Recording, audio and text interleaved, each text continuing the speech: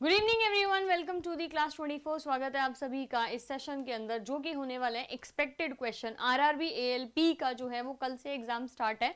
तो actually good morning, तो कल से एग्जाम स्टार्ट है जो कि अब आपका अगले 3 दिन चलेगा।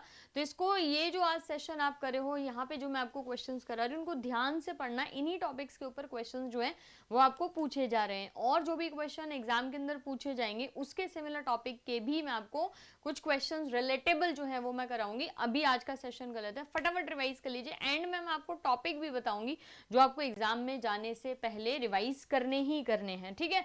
एक्सपेक्टेड क्वेश्चन है ये। और उसके अलावा क्लास 24 एप्लीकेशन आप डाउनलोड कर लीजिए। इस एप्लीकेशन पे आपको साइंस की थ्योरी क्लासेस मेरी सारी मिल जाएंगी, टेस्ट मिल जाएंगे जो कि एएलपी, एनटीपीसी, ग्रुप डी और टेक्नीशियन के एग्जाम को भी टारगेट यहाँ पे कर रहे हैं, ठीक है।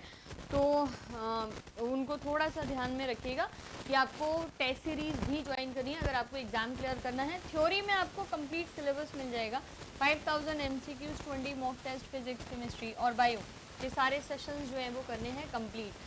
अपार्ट फ्रॉम इट टेस्ट जो है वो आप ज्वाइन कर सकते हो क्लास 24 एप्लीकेशन पे। अच्छा, एप्लीकेशन आप वैसे भी डाउनलोड कर लीजिए, क्योंकि कई सारी पीडीएफ जो अगर आपको कमेंट सेक्शन में नहीं मिलती है, पीडीएफ नहीं मिल पाती हैं, तो फिर पीडीएफ जो है ना वो आपको क्लास 24 एप्लीकेशन पे क्लास के साथ हर दिन की जो है ना वो अपडेट वहाँ पे हो जाती है। उसके अलावा नए जो क्वेश्चंस हैं, करंट अफेयर्स के जो क्वेश्चंस हैं, वो सारे के सारे डेली वहाँ पे एक टेस्ट होता है।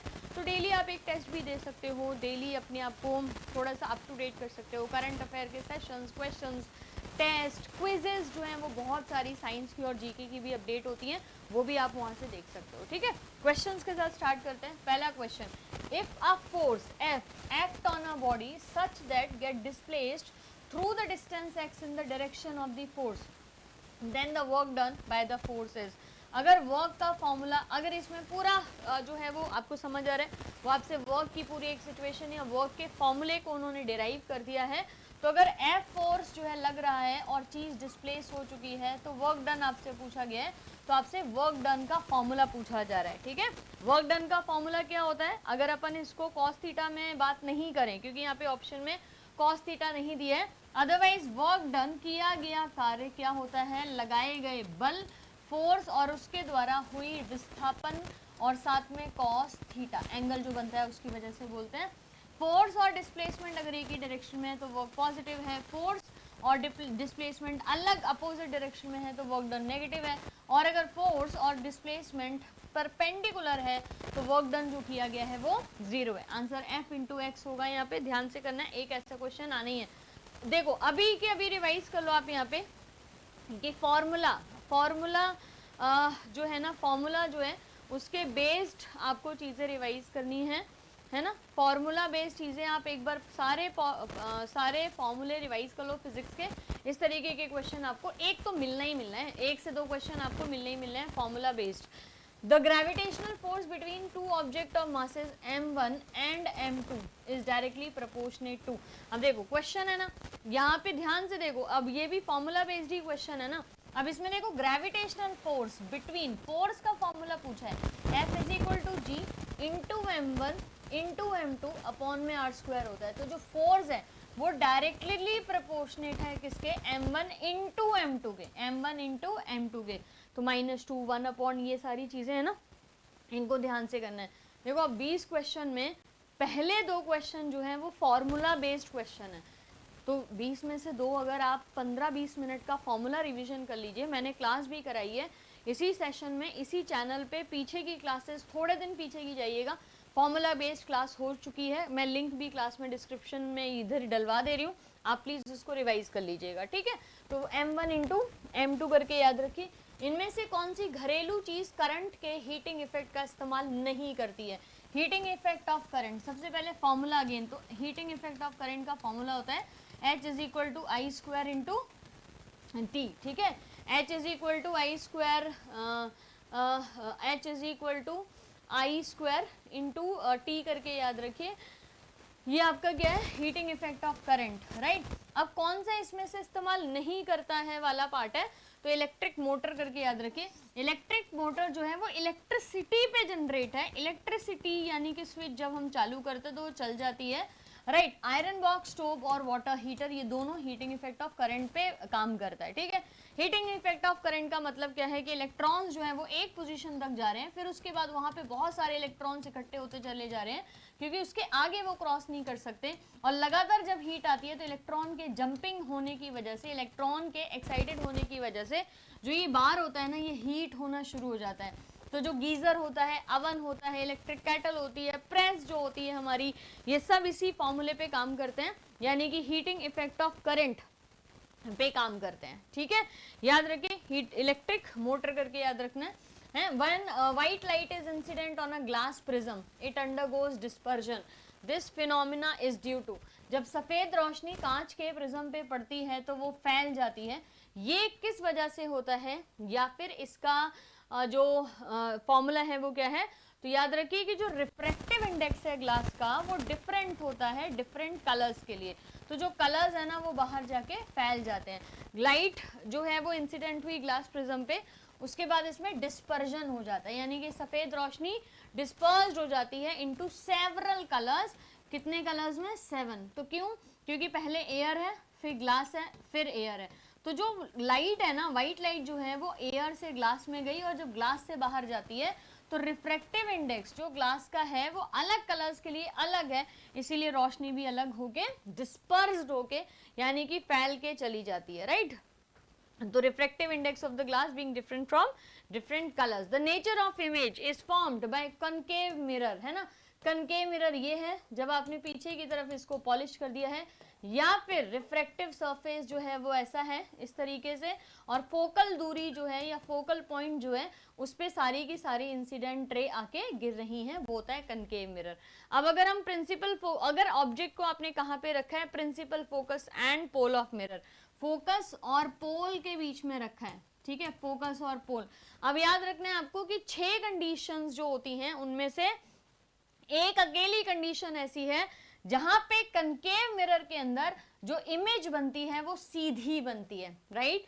टोटल मिला के जो मिरर में इमेज बनती है किसी ऑब्जेक्ट की कनकेव मिरर में, वो 6 पोजीशंस पे ऑब्जेक्ट को रखा जा सकता है। 6 पोजीशन में से 5 पोजीशन पे इमेज जो बनती है वो इन्वर्टेड बनती है और वर्चुअल बनती है। तो आउट ऑफ 6 जो 5 पोजीशन है उसमें इमेज वर्चुअल और इरेक्ट बनती है, यानी कि आभासी और उल्टी।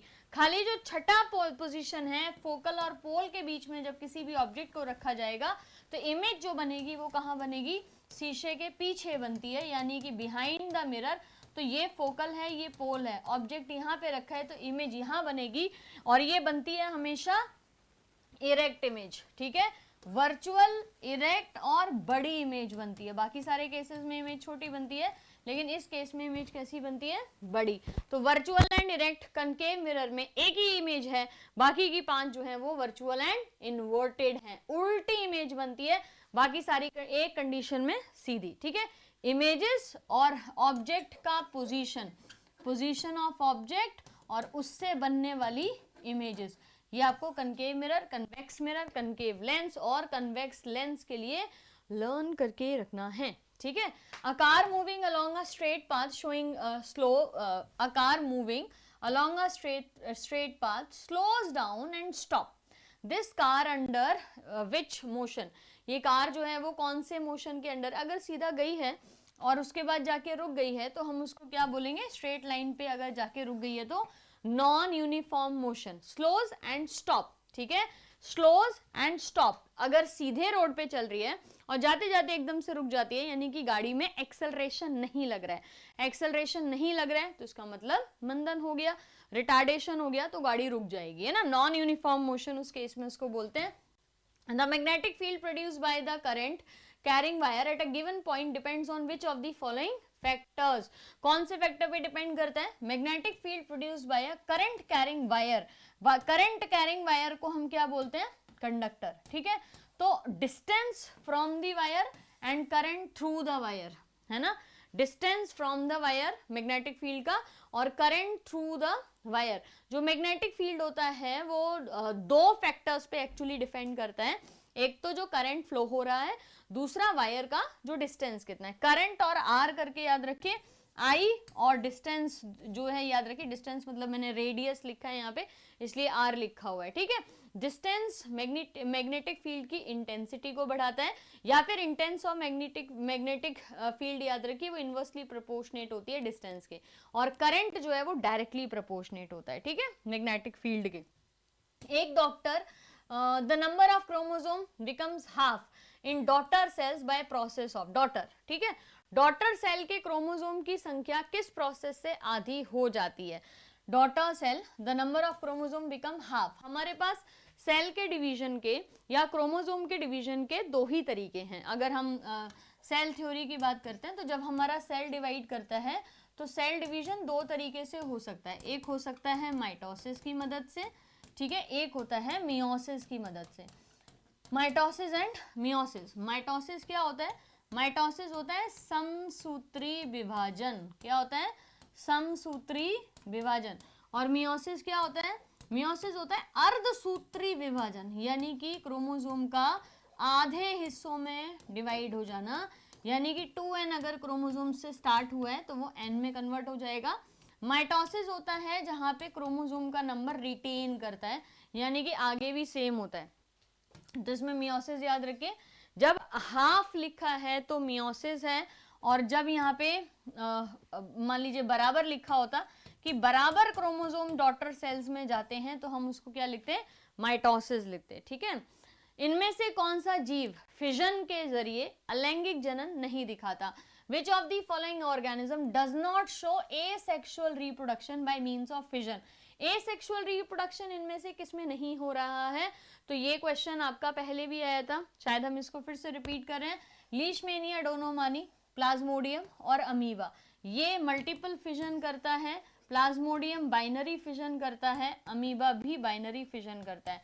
अर्थवर्म जो है वो सेक्सुअली रिप्रोड्यूस करता है, ना कि एसेक्सुअली। केंचुआ है ना, अर्थवर्म जो है वो आपका आता है एनालीड्स में, जो सेगमेंटेड वर्म्स होते हैं उनको हम बोलते हैं, और एनालीडास जो हैं वो आपके सेक्सुअली रिप्रोड्यूस करते हैं, ना कि, अच्छा ये उल्टा आया था जब हमने पीछे किया था, तो ये अपोजिट था कि कौन सा सेक्सुअली डिवाइड नहीं करता है ना।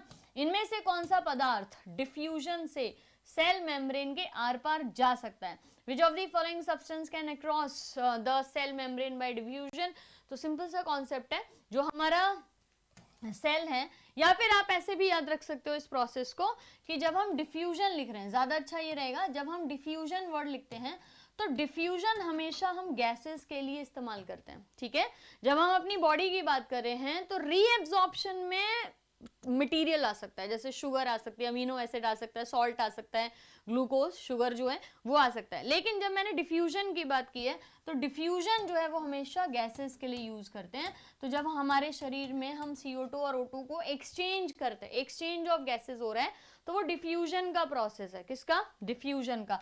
तो सेल्स के थ्रू जो है वो क्या हो रहा है? डिफ्यूजन हो रहा है यहाँ पे। तो ऑक्सीजन करके याद रखिए, ऑक्सीजन जो, अब CO2 यहाँ ऑप्शन नहीं है ना, एक ही गैस होगा, अगर ऑक्सीजन नहीं होता तो CO2 होता। तो ऑक्सीजन जो है वो सेल्स के थ्रू डिफ्यूजन के माध्यम से एक्सचेंज करती है। इनमें से कौन सी statement law of conservation of mass के लिए करेक्ट है? ठीक है, करेक्ट है। पहला स्टेटमेंट पढ़ते हैं, मास की मतलब डेफिनेशन है, अगर मास मतलब मैटर या एनर्जी की डेफिनेशन है, ये अपन क्लास में कई बार रिपीट कर चुके हैं। मैटर या मास या फिर एनर्जी, इन दोनों की एक ही डेफिनेशन है। Mass can neither be created nor be destroyed in a chemical reaction, ये स्टेटमेंट तो वैसे भी ठीक है। मास कैन बी डिस्ट्रॉयड, भाई पहला ही लाइन गलत है। Mass can be created, no, mass can be created but can not be destroyed. देखो सिंपल सी चीज है, जब भी आपसे बोला जा रहा है कि द्रव्यमान जो है वो आपका या तो डिलीट किया जा सकता है, मतलब या तो द्रव्यमान को आप घटा सकते हो या द्रव्यमान को जो है वो बढ़ा सकते हो। ये याद रखिए कि यहाँ पे जब भी हम द्रव्यमान की बात करते हैं, ये हमेशा आपका ना तो इंक्रीज किया जा सकता है ना ही डिक्रीज किया जा सकता है, ठीक है। तो मैटर, मास और energy can neither be created nor be destroyed. Which of the following option does not represent the property of solid? इनमें से कौन सी solid यानी कि ठोस की जो परिभाषा है या जो लक्षण है वो नहीं दर्शा रहा है, ठीक है, नहीं दर्शा रहा है। नीचे से शुरू करते हैं यहाँ पे ऑप्शन डी के साथ, they have a tendency to maintain their shape, है ना, वो अपनी शेप को बनाए रखते हैं, तो ये बात तो ठीक है। इनकी डेफिनेट शेप होती है, वो भी ठीक है। ए ऑप्शन क्या है, they have distinct boundaries and fixed volume, ये भी ठीक है भाई। जो सॉलिड चीजें होती हैं उसको आप वॉल्यूम से डिफाइन कर पाते हो ना। It is not difficult to change their shape, इनकी शेप्स को चेंज करना डिफिकल्ट नहीं होता है, राइट। तो कभी कभी तो डिफिकल्ट होता है ना, आप इजीली तो नहीं कर सकते हो ना। तो बी ऑप्शन याद रखिए। जब हमने नीचे लिख दिया है कि इनकी टेंडेंसी है शेप को मेंटेन करने की, इनकी शेप है डेफिनेट, तो आप इसके साथ कॉन्ट्राडिक्ट नहीं कर सकते ना। तो ये स्टेटमेंट कॉन्ट्राडिक्ट है, आंसर जो है वो बी हो जाएगा। और solution contain 40 gram of salt in 320 gram of water, concentration बतानी है सोल्यूशन की मास बाय मास परसेंटेज। ये मैंने आपको पहले भी बताया था।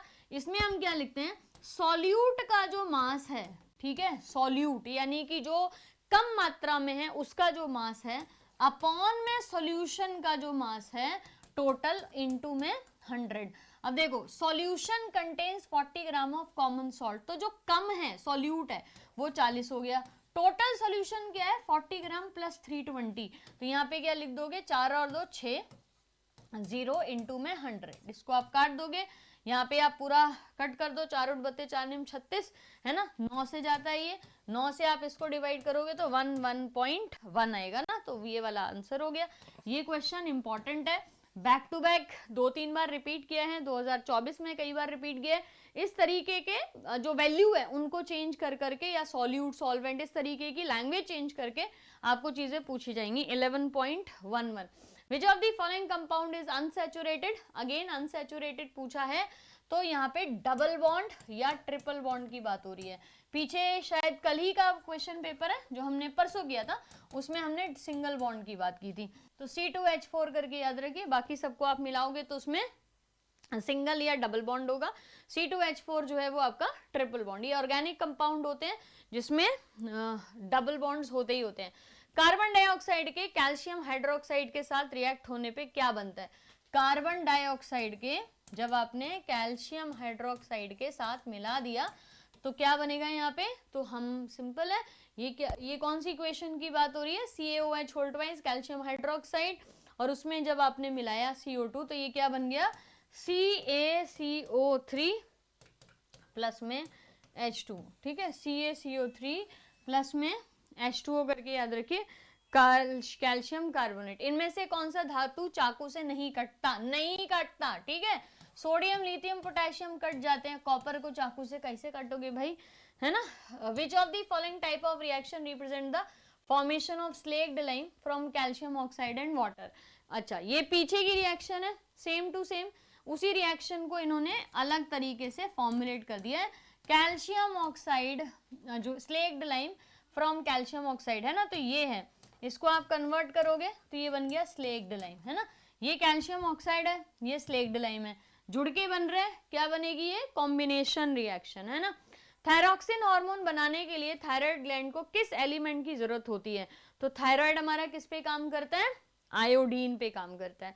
Of the following is not an example of osmosis, इनमें से कौन सा ऑस्मोसिस का एग्जाम्पल नहीं। ऑस्मोसिस क्या होता है, सबसे अच्छा ये एग्जाम्पल है, लर्न कर लो। Swelling of raisin when soaked in water, आप जो वो किशमिश होती है ना या मुनक्का होता है, उसको रात में पानी या दूध में भिगो के रख दो, सुबह एकदम फूल के कुप्पा हो जाता है ना, बढ़िया, है ना। वो जो है ना वो ऑस्मोसिस का एग्जाम्पल है। Movement of O2 in living organism, O2 भाई, O2 और CO2, absorption of water by plant root and swelling of resin, gaining of water by unicellular fresh water organism, ये आपका जो है ये हमारा ऑस्मोसिस का एग्जाम्पल नहीं है।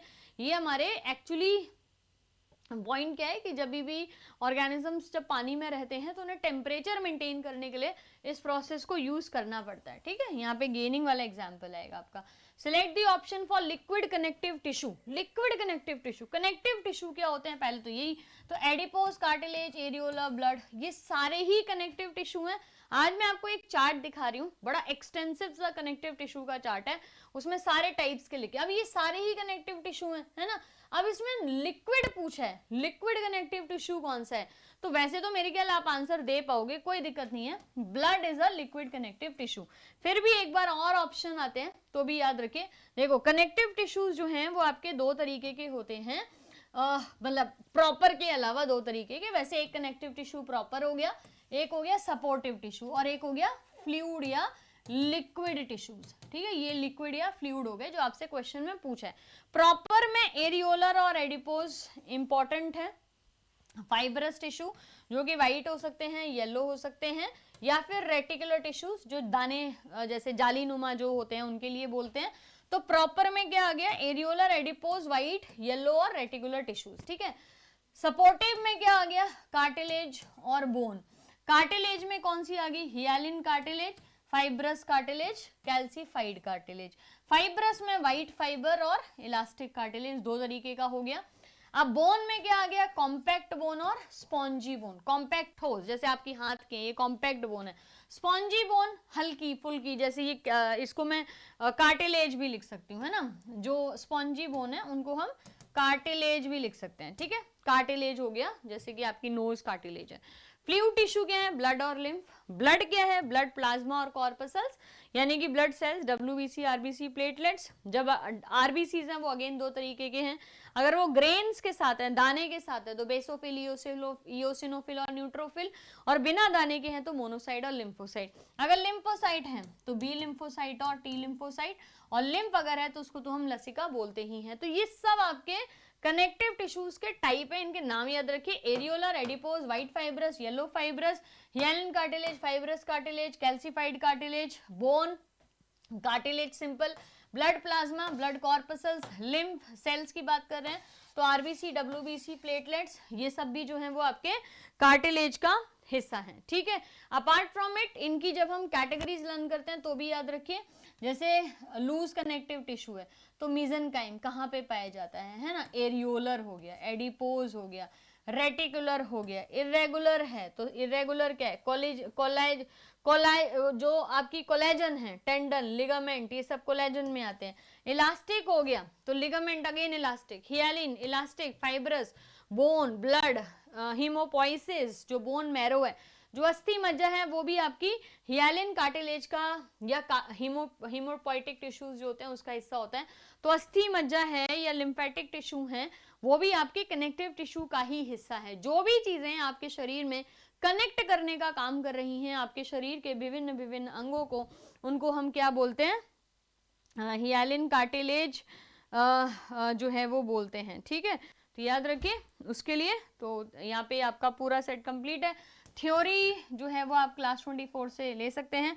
कल से एग्जाम है, थॉरली एक बार पूरा सेक्शंस पढ़ लीजिए, रिवाइज कर लीजिए। कहीं पे कोई डाउट होता है तो मुझे बता दीजिए, क्योंकि जो है ना आपकी कल मुझे इस आज की क्लास के नीचे, देखो आज की क्लास के नीचे मुझे यहाँ पे आप कमेंट सेक्शन में बता दीजिए कि अब अगर कहीं पे कोई प्रॉब्लम है तो कोई सेक्शन है, कोई थ्योरी है जो रिवाइज करानी है तो मैं आज ही करा देती हूँ। तो आज अभी इस वीडियो के आने पे नीचे कमेंट सेक्शन में लिख दीजिएगा कि कौन सा टॉपिक करना है, so that we can do. ठीक है, थैंक यू सो मच।